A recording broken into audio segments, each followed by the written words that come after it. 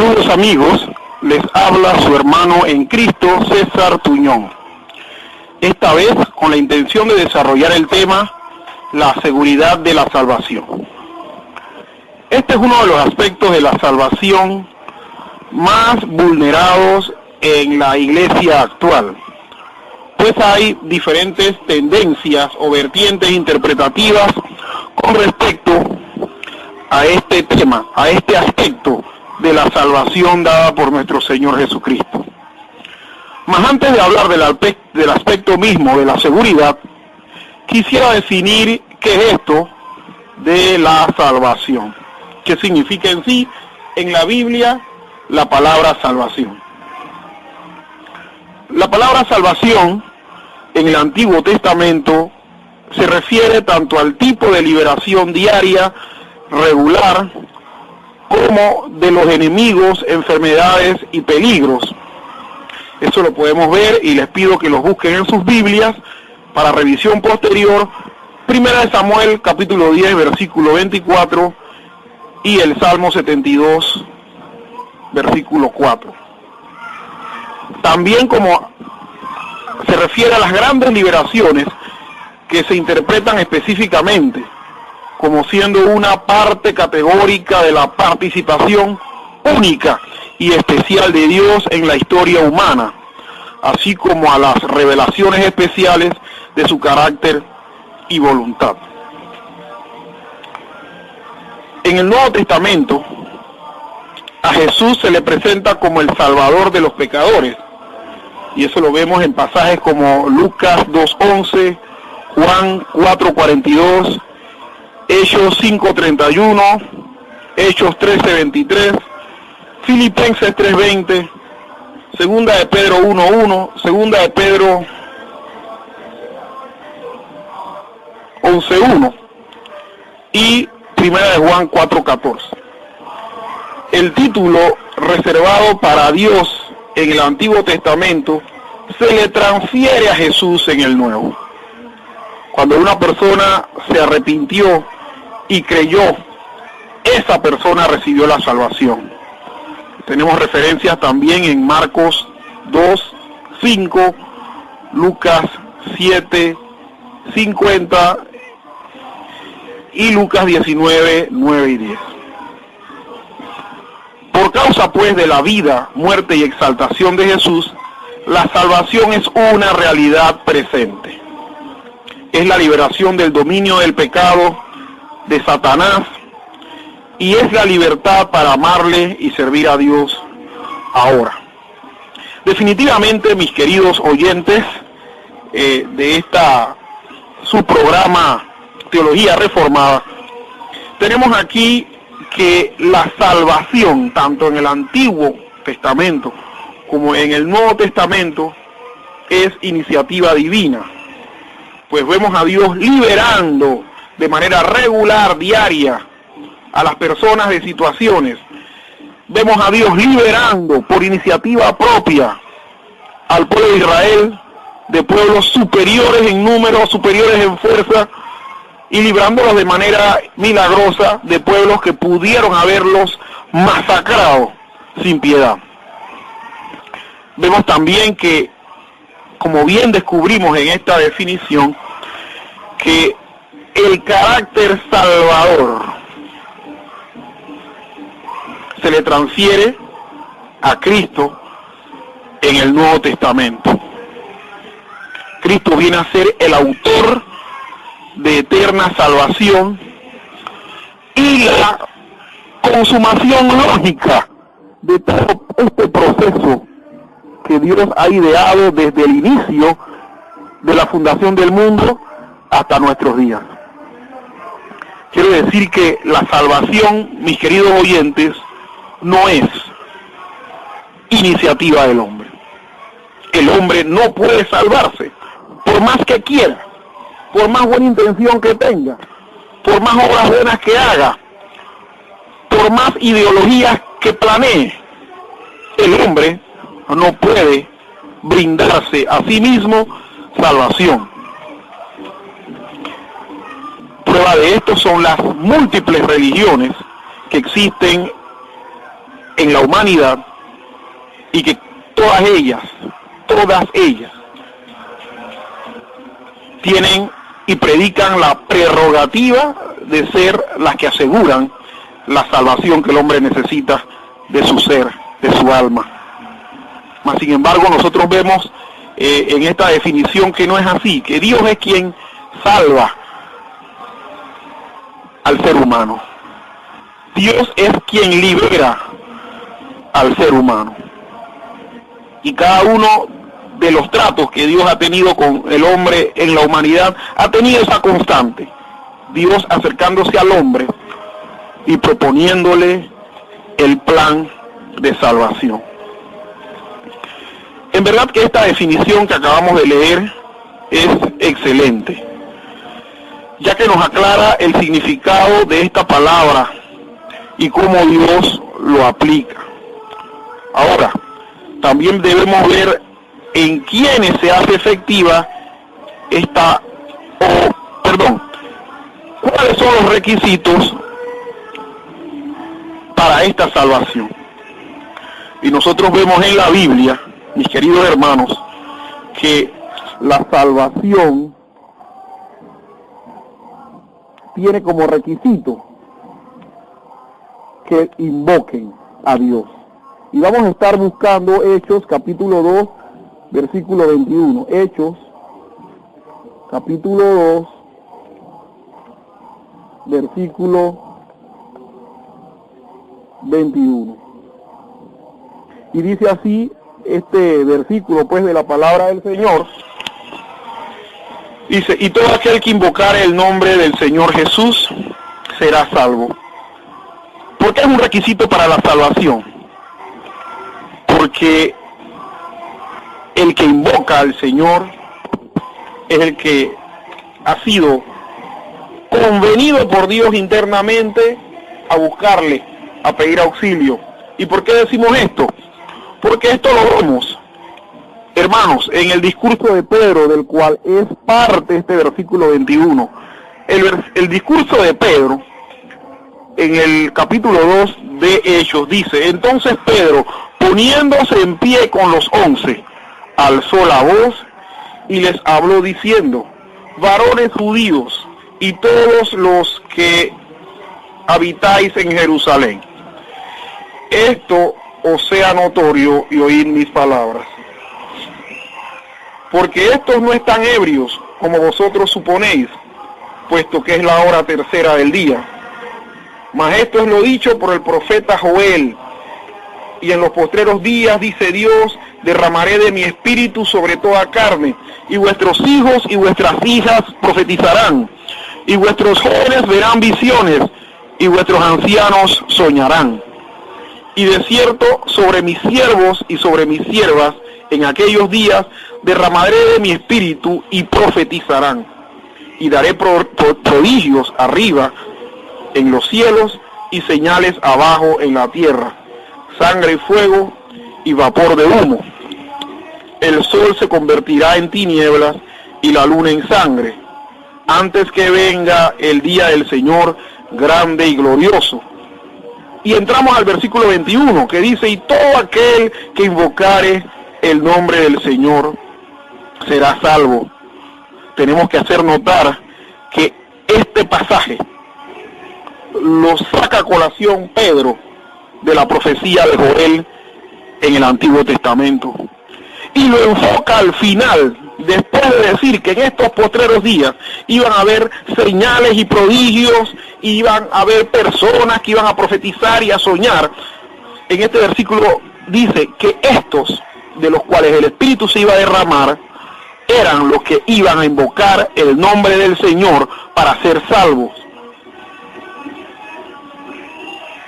Al final vemos a Pedro hablando a los varones israelitas reunidos en Jerusalén y diciendo: oíd estas palabras: Jesús Nazareno, varón aprobado por Dios entre vosotros con las maravillas, prodigios y señales que Dios hizo entre nosotros por medio de él, como vosotros mismos sabéis, a este entregado por el determinado consejo y anticipado conocimiento de Dios, prendisteis y matasteis por manos de inicuos, crucificándole, al cual Dios levantó y suelto los dolores de la muerte por cuanto era imposible que fuese retenido por ella.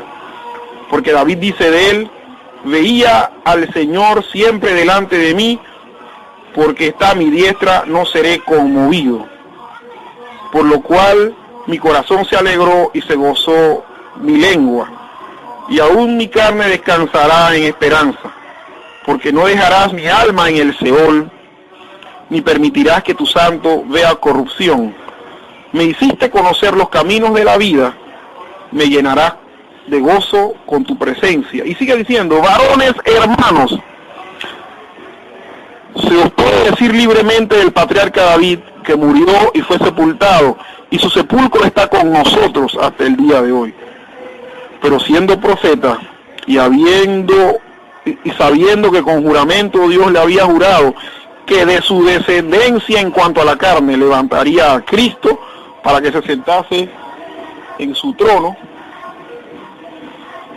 y viendo antes, habló de la resurrección de Cristo, que su alma no fue dejada en el Hades, ni su carne vio corrupción. A este Jesús resucitó Dios, de lo cual todos nosotros somos testigos. Así que, exaltado por la diestra de Dios, y habiendo recibido del Padre la promesa del Espíritu Santo, ha derramado esto que vosotros veis y oís. Porque David no subió a los cielos, pero él mismo dice: dijo el Señor a mi Señor, siéntate a mi diestra. Y quiero que sepan algo: después de todo este discurso, muchos varones israelitas se conmovieron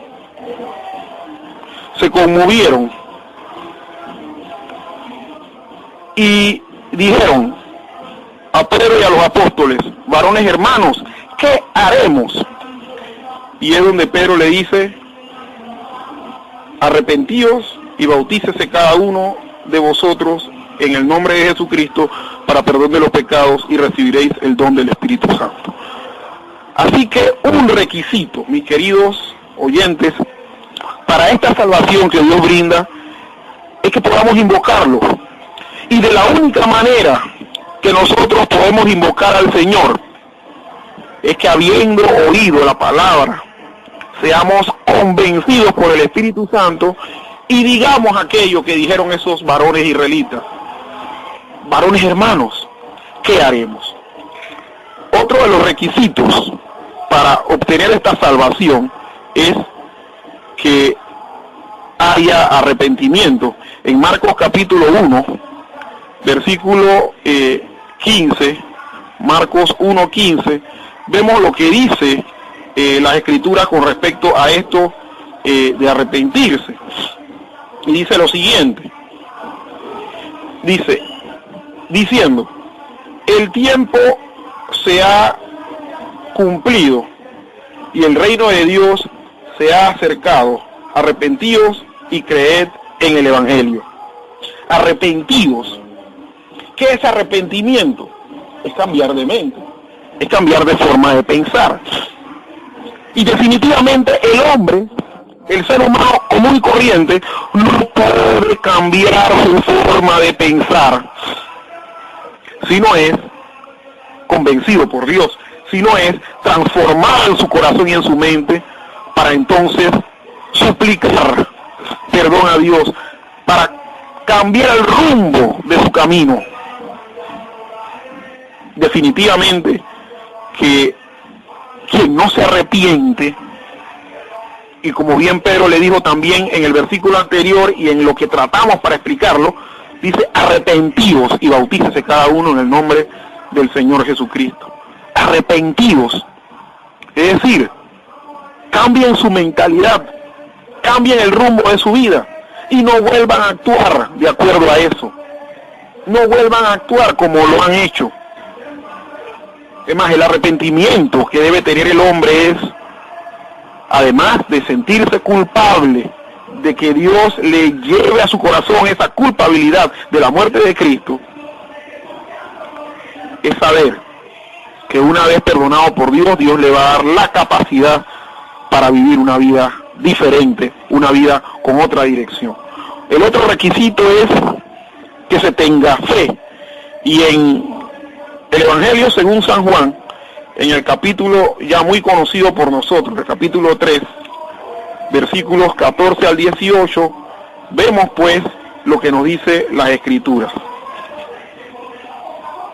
Dice así: y como Moisés levantó la serpiente en el desierto, así es necesario que el Hijo del Hombre sea levantado, para que todo aquel que en él cree no se pierda, mas tenga vida eterna.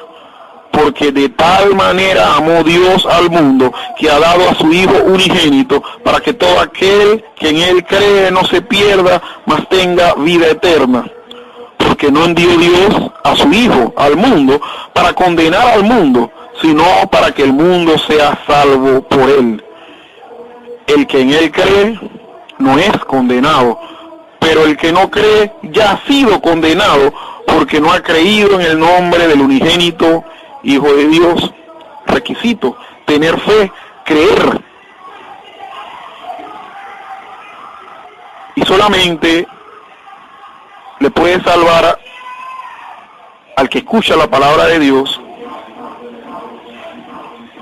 esa fe que crea que sin el Hijo hay condenación. Si yo creo que con el Hijo yo obtengo la salvación, entonces hay salvación, hay perdón de pecados, hay vida eterna. El otro requisito es los que son regenerados. Aquí mismo, en el capítulo 3, versículos 3 al 8, en la conversación que tenía Nicodemo con Jesús, dice: respondiendo Jesús y le dijo: de cierto te digo, que el que no naciere de nuevo no puede ver el reino de Dios. Nicodemo le dijo: ¿cómo puede un hombre nacer siendo viejo? ¿Puede acaso entrar por segunda vez en el vientre de su madre y nacer? Respondiendo Jesús: de cierto te digo, que si no naciere de agua y del Espíritu, no puede entrar en el reino de Dios. Y lo que es nacido de la carne, carne es, y lo que es nacido del Espíritu, Espíritu es. No te maravilles de que te dije, os es necesario nacer de nuevo. El viento sopla de donde quiere y oye su sonido, mas ni sabes de dónde viene ni a dónde va. Así es todo aquel que es nacido del Espíritu. Oiga, qué tremendo. La regeneración la produce Dios mismo, porque dice que es nacido del Espíritu, es nacido de Dios. Nacer de nuevo y ser regenerado es nacer de Dios. Dios me engendra, Dios me alumbra, y por lo tanto tengo esa salvación que Dios da. También otro de los requisitos para obtener la salvación es que hemos sido expuestos a las Escrituras. Una de las cosas que nosotros queremos hacer énfasis es que para que una persona entre en convicción de pecado, tiene que haber sido expuesta a la predicación de la palabra de Dios. El apóstol Pablo hacía mucho énfasis en eso. Dice: a Dios le plació salvarnos por la locura de la predicación. Pero mira lo que dice 2 Timoteo 3:15. 2 Timoteo 3:15 dice: y que desde la niñez has sabido las Escrituras, las cuales te pueden hacer sabio para la salvación por la fe que es en Cristo Jesús. Una persona que ha sido desde la niñez expuesta a las Sagradas Escrituras, esa persona va a tener los elementos de juicio usados por Dios y por su Espíritu para guiarnos a tener esa fe salvadora, arrepentirnos e invocar el nombre del Señor pidiendo auxilio para salvación. También tenemos que ver las bendiciones aportadas por esta salvación a los que creen. Una es la liberación del pecado. Dios nos libera del pecado cuando nos salva. Y en Mateo 1:21, en ese pasaje acerca del nacimiento de Jesús, dice así la palabra del Señor, hablando de Jesucristo. Dice, y dará a luz un hijo, y llamará su nombre Jesús, porque él salvará a su pueblo de sus pecados. Y dará a luz un hijo, y llamará su nombre Jesús, porque él salvará a su pueblo de sus pecados. La promesa del Salvador era que iba a librarlos totalmente del pecado. También una de las bendiciones que tenemos por la salvación que Dios le brinda a aquel que se la da, es que somos librados del poder de Satanás. Y esto lo vemos en la carta a los Hebreos, capítulo 2, versículos 14 y 15. Hebreos capítulo 2, versículos 14 y 15. Así que, por cuanto los hijos participaron de carne y sangre, él también participó de lo mismo, para destruir por medio de la muerte al que tenía el imperio de la muerte, esto es, al diablo, y librar a todos los que por él, temor de la muerte, estaban durante toda la vida sujetos a servidumbre. Cuando el Señor me salva, cuando el Señor le salva a usted, le libra del poder de esclavitud sobre el cual estaba esa persona con respecto al diablo. Deja de ser esclavo del diablo. Es arrancado de las manos de Satanás. También otra de las bendiciones que tenemos es la liberación, de la ira de Dios. Y en la carta a los Romanos, una de las cartas más teológicas de Pablo, en el capítulo 5, versículo 9, vemos lo que dice la palabra de Dios. Y dice así, pues mucho más, estando ya justificados en su sangre, por él seremos salvos de la ira. Estando ya justificados, estando ya salvados, seremos salvos de la ira. ¿Pero de la ira de quién? De la ira de Dios. ¿Por qué? Porque toda la humanidad está bajo la ira de Dios. Y por último, la última bendición es la liberación de la muerte eterna. Nosotros lo leímos hace un rato, cuando estábamos leyendo Juan capítulo 3, y lo volvemos a leer. Juan capítulo 3, versículos 16 y 17, que dice, porque de tal manera amó Dios al mundo, que nos ha dado a su Hijo unigénito, para que todo aquel que cree en él no se pierda, mas tenga vida eterna. Porque no envió Dios a su Hijo al mundo para condenar al mundo, sino para que el mundo sea salvo por él. Dice, para que no se pierda, sino que tenga vida eterna. La vida normal del hombre es perentoria, es limitada, tiene inicio, pero también tiene un fin. Pero la vida integral que Dios nos brinda después de habernos dado la salvación a los que creímos en él y la aceptamos y le creímos, es que vamos a tener vida eterna. No vamos a tener la muerte eterna. Si tenemos vida eterna, nos va a librar de la muerte eterna.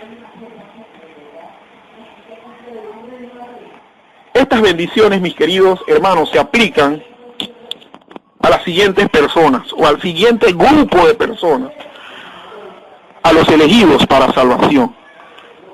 Este es un punto bastante discutido, pero lo dice la Biblia.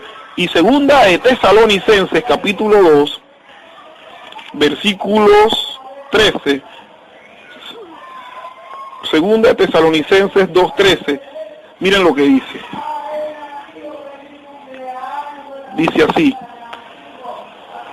pero nosotros debemos dar siempre gracias a Dios respecto a vosotros, hermanos amados por el Señor, de que Dios os haya escogido desde el principio para salvación mediante la santificación por el Espíritu y la fe en la verdad. Este es uno de los tantos versículos, pero Dios nos escogió a los que creímos para un día en la vida creer. Hay muchos que dicen que no, que yo tengo poder de decisión y que como Dios no escoge a nadie, eso está en la capacidad innata de cada ser humano para creer, pero no es capacidad innata. Ya Dios nos escogió desde antes de la fundación del mundo y nos ha hecho aptos para creer. También para los señalados para salvación. En 1 Tesalonicenses 5:9 dice lo siguiente: porque no nos ha puesto Dios para ira, sino para alcanzar salvación por medio de nuestro Señor Jesucristo. No nos ha puesto Dios para ira, no nos ha puesto Dios para sufrir la ira de Dios, la ira sobre la cual está toda la humanidad, sino para alcanzar salvación por medio de nuestro Señor Jesucristo. Si a unos no los tiene para ira, entonces estas son bendiciones que Dios da a aquel que se arrepiente. También tenemos otra bendición para los que están guardados para salvación. Primera de Pedro, la primera carta de Pedro, la carta de la universal para los cristianos de la diáspora, de la dispersión. Pedro dice lo siguiente a sus oyentes, a sus destinatarios, y les dice que sois guardados por el poder de Dios mediante la fe para alcanzar la salvación que está preparada para ser manifestada en el tiempo postrero. Qué tremendo, dice, guardados, o sea, reservados por el poder de Dios mediante la fe para alcanzar salvación que está preparada para ser manifestada en el tiempo postrero. Nosotros, cuando venga el día de la consumación de Dios, del plan de Dios, nosotros vamos a ser guardados, reservados, para que se haga efectiva completamente todo esto. También, una de las bendiciones es que somos regocijados en esa salvación, y en Primera de Pedro 4:13 dice: sino vosotros, por cuanto sois participantes de los padecimientos de Cristo, para que también en la revelación de su gloria os gocéis con gran alegría. Cuando el Señor revele su gloria, la manifestación completa, nosotros nos vamos a regocijar en esa salvación. Y también la bendición es que ha de resolverse, ha de completarse. Y en Filipenses capítulo 2, versículo 12, Filipenses capítulo 2, versículo 12, Filipenses 2:12 dice, por tanto, amados míos, como siempre habéis obedecido, no como en mi presencia solamente, sino mucho más ahora en mi ausencia, ocupaos de vuestra salvación con temor y temblor. El Señor nos da la suficiente poder y suficiente guía de Dios para ocuparnos de nuestra salvación con temor y temblor. Y así ha de resolverse. Ahora bien, hay tres aspectos temporales de la salvación con los que quiero pues definitivamente explicar esto de la seguridad de la salvación. Cada una de las cosas que hemos visto anteriormente nos hablan de que si hemos sido elegidos, señalados, guardados, liberados del poder del pecado, liberados del poder de Satanás, liberados de la ira de Dios, liberados de la muerte eterna. Esto nos asegura que la salvación que el Señor nos dio al haber creído se va a mantener y se va a cumplir. Pero con estos aspectos temporales de la salvación quisiera también reforzar esto de la seguridad de la salvación. Yo quisiera pues estar leyendo Efesios capítulo 2, versículo 8.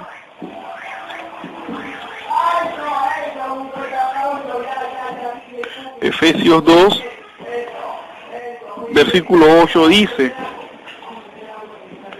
porque por gracia sois salvos por medio de la fe, y esto no de vosotros, pues es don de Dios, no por obras, para que nadie se gloríe. El aspecto pasado de nuestra salvación se dio por gracia. Por gracia fuimos salvos. También por gracia somos salvos en la actualidad. Y por gracia seremos salvos en un futuro. Porque la gracia de Dios no se consume en el tiempo. La gracia de Dios es eterna. Y miren, si leyésemos completamente el contexto de este capítulo 2 de Efesios, nos vamos a dar cuenta que Pablo habla acerca de que Él nos dio vida a nosotros cuando estábamos todavía muertos en nuestros delitos y pecados. Entonces, en esos momentos que estábamos en nuestros delitos y pecados, se expresa la gracia salvadora de Dios. Y por medio de esa fe la alcanzamos. Tenemos un aspecto pasado de nuestra salvación, que la obtuvimos por gracia. Pero también tenemos un aspecto presente, y lo vemos en 1 Corintios, capítulo 1, versículo 18. 1 Corintios, capítulo 1, versículo 18, y dice así. Dice: porque la palabra de la cruz es locura a los que se pierden, pero a los que se salvan, esto es, a nosotros, es poder de Dios. Oiga, la palabra de la cruz que fue predicada, por el cual nosotros oímos, creímos, nos arrepentimos e invocamos el nombre del Señor para ser salvos, suplicándole que perdonara nuestros pecados que nos iban a condenar por la eternidad. Esa palabra de la cruz que nos hizo entender es a los que se salvan, poder de Dios. En el momento presente, nosotros tenemos o hemos sido objetos del poder de Dios para obtener esta salvación y tenerla hoy por hoy, y tenerla. Pero también hay un aspecto futuro de la salvación que quisiera yo ver en el libro de Hebreos, capítulo 9, versículo 28, y dice así, así también Cristo fue ofrecido una sola vez para llevar los pecados de muchos, y aparecerá por segunda vez sin relación con el pecado para salvar a los que le esperan. Yo que fui salvo, que soy salvo, seré salvo porque el Señor aparecerá por segunda vez sin relación con el pecado, sin tener que morir en la cruz, sin tener que derramar sangre, para salvar a los que en Él esperan. Definitivamente, mis queridos hermanos, que nuestra salvación es segura. El libro de Hebreos completo nos habla acerca de esta salvación tan grande, que dice el mismo libro que no debemos descuidar, pero que es eterna, porque el Señor ha venido a ser autor de eterna salvación. quiero pues con esto poder colaborar con este entendimiento de lo que es la salvación segura. Si la salvación no fuese segura, en vano murió Cristo. En vano Él no estaría diciendo que fuimos elegidos para obtenerla. Si en cualquier momento la vamos a perder, entonces, ¿qué lógica tiene que hayamos sido elegidos?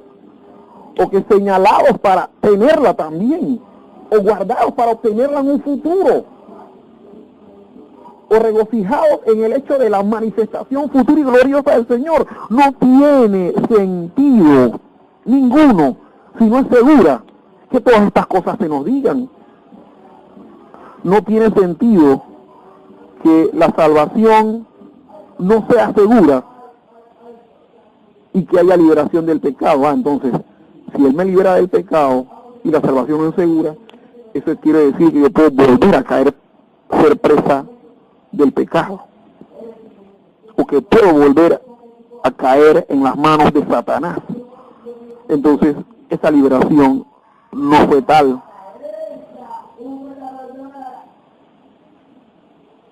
Esa liberación no fue tal.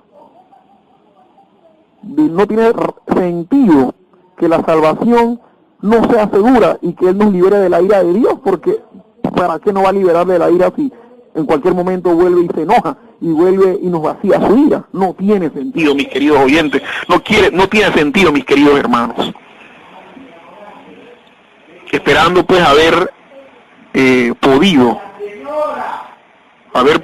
aclarar dudas con respecto a este tema y habiendo podido ofrecerle los versículos bíblicos adecuados, les deseo que el Señor les bendiga y que podamos crecer en este entendimiento de la salvación y de la seguridad de la misma.